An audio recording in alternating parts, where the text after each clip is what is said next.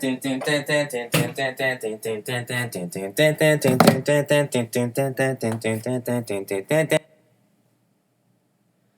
back talking about Riverdale's fourth season. Riverdale's fourth season. Oh my god, it is masterful. It is so good. It's so good. I think that season 2 of Riverdale is masterful as well. Season 2 and season 4, oh my god, these are perfect seasons of television, and it's wild considering that season 4 was cut short.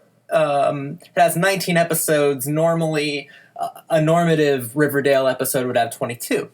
This season was cut short by about 3 episodes due to the coronavirus. So it's wild that what is arguably an incomplete season feels so dynamic, feels so, once again, masterful, that I'm kind of shocked. So the season opens, and I immediately have chills with their in memoriam episode to Luke Perry, who tragically died during the filming of season 3.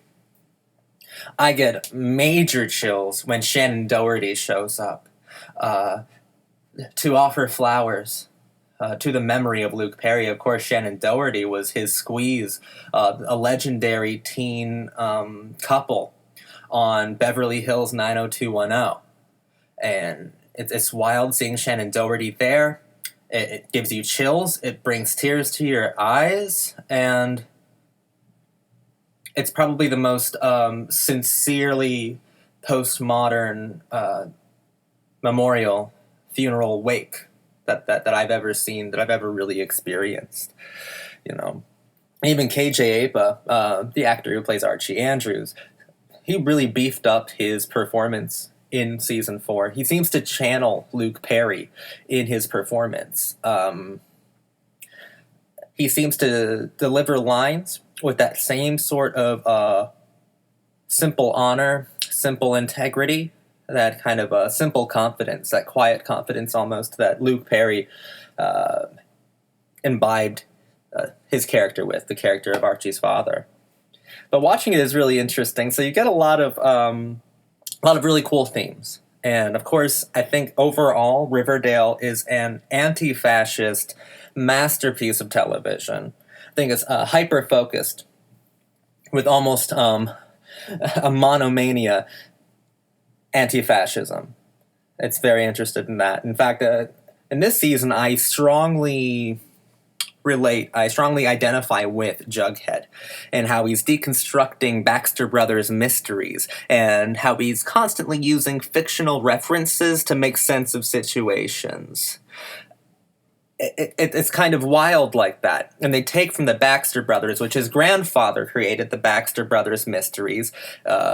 It was exploited and stolen from him by a privileged elite from Stonewall Prep School. So the privileged steals art, exploits the life experiences of those who are disadvantaged. They make franchises of the disenfranchised lot. And that's incredible to think about. Art is stolen by privilege. And if art kind of dictates or informs the status quo is the result of the exploitation of the privileged, of course. I should say here as well that Lily Reinhart, as Betty Cooper, consistently out of the main cast of Youth, out of the truly main cast of Archie, Betty, Jughead, and Veronica, the people who we are around the most and spend the most amount of time with, Lily Reinhart as Betty consistently gives the best performance of the show. She's probably the most impressive actress. She gives the most impressive acting that the show has to offer. She's really good. She's hilarious. She's deeply emotive. She's deeply dangerous. And I believe that she also kind of can tap into the new queer aesthetic really well when it comes to acting. So she can play kitsch with a straight face, or she can kind of play irony with a deathly amount of seriousness. And I think that that's really valuable to the show. Lily Reinhart, an incredible performance through and through every single season. I've just failed to mention it before, and I'd hate to go another video without failing to bring up and kind of praise her acting abilities, because they are very impressive. Very impressive. And in fact, it kind of speaks to season 4 as a whole. There's finally a proper, consistent emotionality. There's finally a properly consistent emotional output coming from the show. Even season 2, that I love. There are emotional moments inside of it, but it's not really fueled by emotionality. It's fueled by a wild neon, neochrome, maybe neon chrome emotionality. So style as the main way of expressing its ideology. It is through the style that emotion is kind of elicited, obtained, sought after. It's all through style. And in this one, we do get and there's nothing wrong with that. I think that's a very incredible compositional method to evoke emotionality through pure visual style. But in this one, we get proper emotionality through and through, starting with the death of Archie's father and with the real-life death of Luke Perry, our teen idol. So we're seeing all these other new teen idols and old teen idols kind of mourn for what the death of that kind of icon means within this field of like ironic iconography, postmodern iconography that these characters inhabit, and like what it means to their lives.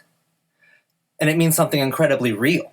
Luke Perry's death doesn't simply add greater visceral layers to the ongoing diatribe within this show about art and about teen idols and about pop art and about the status quo and about anti-fascist beliefs.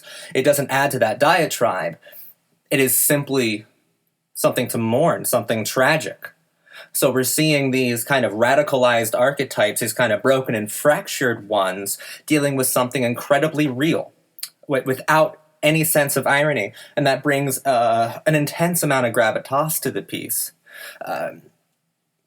In fact, the theme of this show, this season, I think the main theme is actually trauma. The main theme is coping with trauma and grief, coping with the loss of someone, coping with the fact that you've been through some hell, that you've been abused as a child, that you have experienced awful things in your life. These people's, our characters' lives, they're defined by gothic tropes. And I want to point out that Cheryl's journey is remarkable. It's remarkably gothic. Having her brother Jason's, having his corpse that she reads to every morning. It's a wonderful, truly gothic comic story. And she still embodies the kind of ethos of the show better than anyone else. Simply by virtue of being so aesthetically on fucking point all the time. Cheryl Bloom is still, I believe, the soul of this show, or at least the ethos. We'll just stick with ethos. But the watcher who sends people videos, I believe that starts as us, the viewers, right? And eventually, well, what it really is voyeuristic, because we are voyeuristic when we are watching these television shows. And I believe it's telling us that everyone is a fascist sleeper cell, programmed, waiting to be triggered. We're all weaponized by internalized fascism. A lot of these characters make mistakes. A lot of these characters create errors. And there actually are sleeper cell assassins in this season. But what it is all trying to express,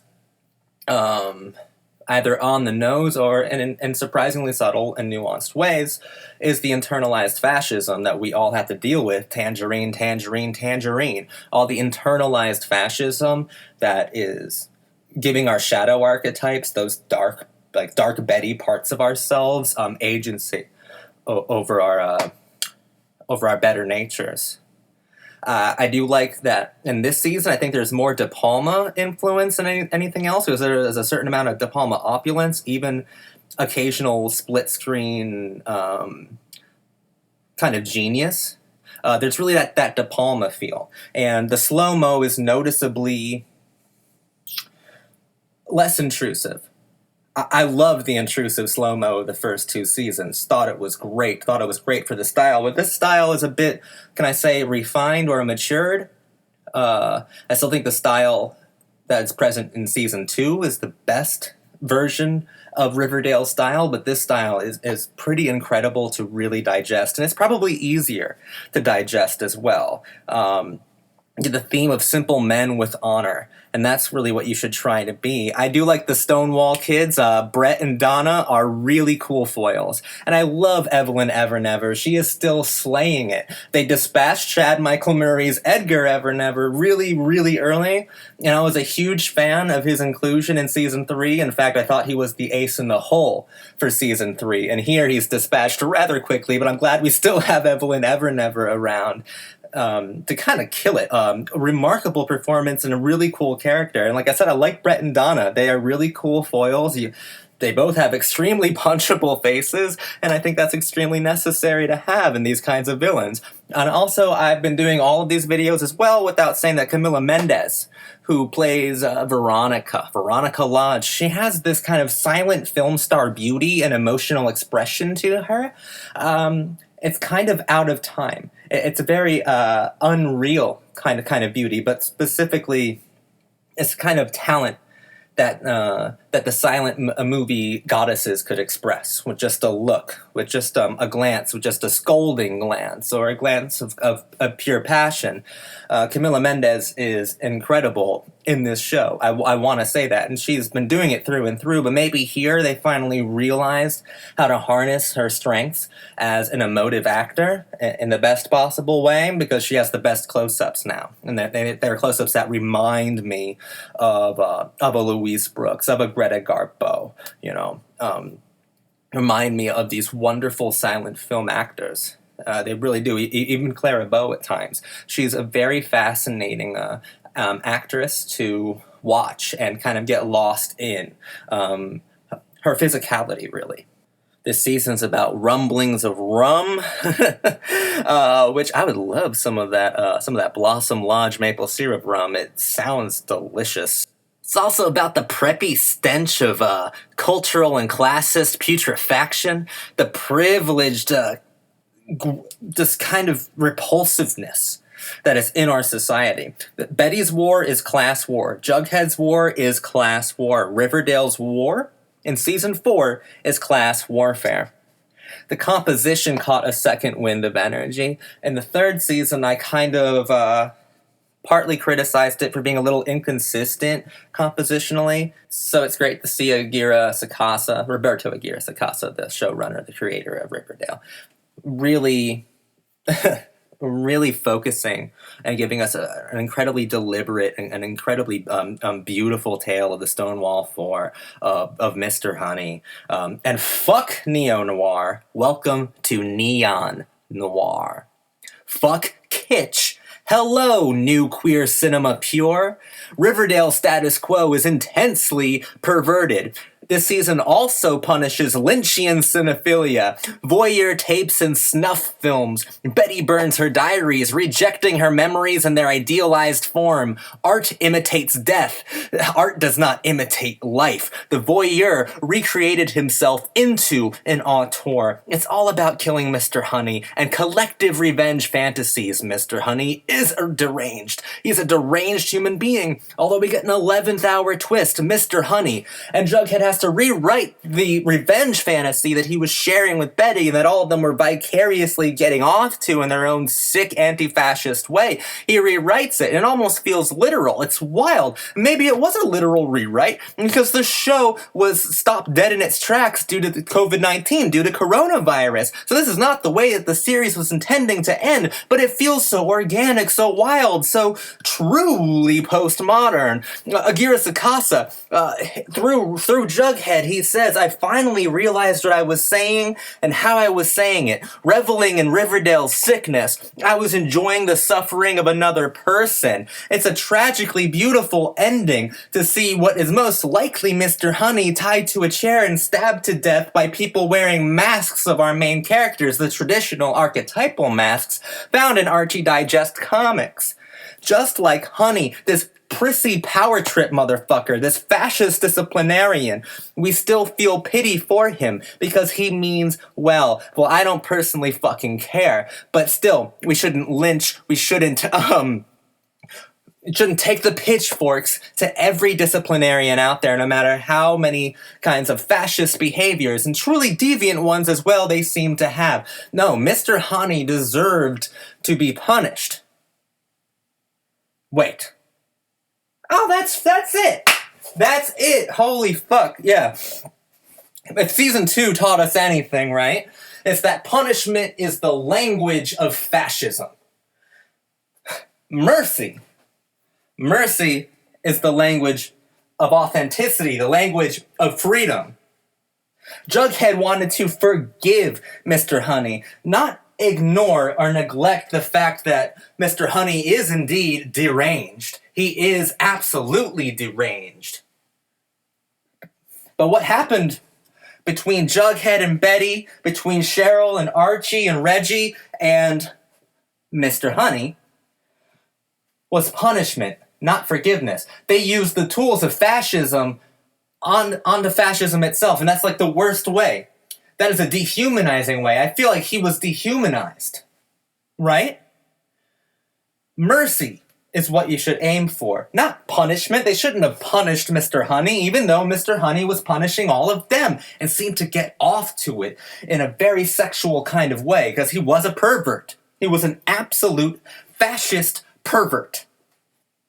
A degenerate, as he would say, to use the language of fascism.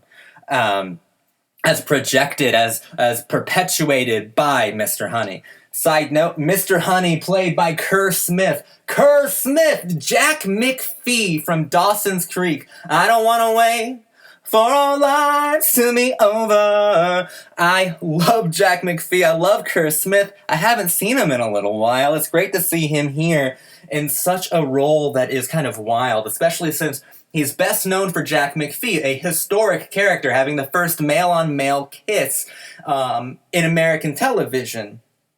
And yet here, he is on a tirade. He's, like I said, he's on a prissy power trip against all things seen as deviant or degenerate activity. And by the Hedwig musical episode, that would include what he considers to be queerness, which is over-sexualized or hypersexualized, which I believe he considers all queerness to be. All things abnormal. But we see him about to go into that velvet room and at the Blue Velvet store, the Blue Velvet video store, and fuck David Lynch. So happy they're making fun of these Lynchian cinephiles because they're in dire need of some institutional help. But our great fascist disciplinarian, our pathetic one at that, is a frequenter there. He has watched snuff films and tickle videos and porn videos of his students. I mean, that's exactly what that scene implies, and may even directly either benefit from the video store and that sort of illicit materials, or he might even supply the store with more devious videotapes that they haven't had before, and that they can now now use for fascist profit and a fascist. I mean, that completely mirrors what happened with the Baxter Brothers. The Baxter Brothers, that was stolen. The privilege stole it. Stole art to create their own, made a franchise from the disenfranchised, right? So even then, that kind of art, that kind of voyeuristic art, well, the voyeur just became an auteur, as said by Jughead. And what you get there is the fact that those are private things. Those are private events and experiences that have been stolen by the students of Riverdale. So Everything is stolen. Everything is stolen that goes into creating art. And maybe art is vile, Mr. Honey. And I know the show had to end soon, and that wasn't the intended ending, but there's something incredibly, completely incompleted about that ending. It's not about closure. It's about realizing that you had this amount of internalized fascism. Jughead had an intense amount of internalized fascism, and he lashed out on Mr. Honey. He fantasized about murdering Mr. Honey with his friends. He even got his jollies getting him fired from his position as Riverdale principal. He punished Mr. Honey. What he should have offered Mr. Honey was some form of mercy. But I believe the show is now telling us it is too late for that. Mr. Honey thought highly of Jughead. He wrote that letter to the college that Jughead desperately wanted to go to. A glowing letter. Kind of praising Mr. Jones. But Mr. Honey was punished without a second's thought. Punishment, that's the language of fascism. That's the methodology of fascism. Riverdale Season 4 is about trauma, and about how sometimes the way we express that trauma is in a toxic way, and that's by the internalized fascism that comes from traumatic experiences or experiences that alienate us from the things that actually matter to our lives. Internalized fascism comes from alienation, it comes from grief, and it comes from misunderstanding. More than anything else, internalized fascism comes from punishment. It's a vicious cycle. And sometimes you forget on which end you're supposed to be standing when the circle doesn't seem to have end. Riverdale Season 4, incredible season. Season 2 is still the best season of Riverdale, so it goes Season 2 of Riverdale, then Season 4, then 3, and then 1. By any metric known to God and man, every season is a good season, but 2 are masterful, and that is Seasons 2 and Seasons 4. Season 4 is an incredibly masterful season that I think oddly benefited from being cut short, because there's actually something tragically beautiful about its ending. Something remarkable and beautiful, but mostly tragic. I'm blown away by it.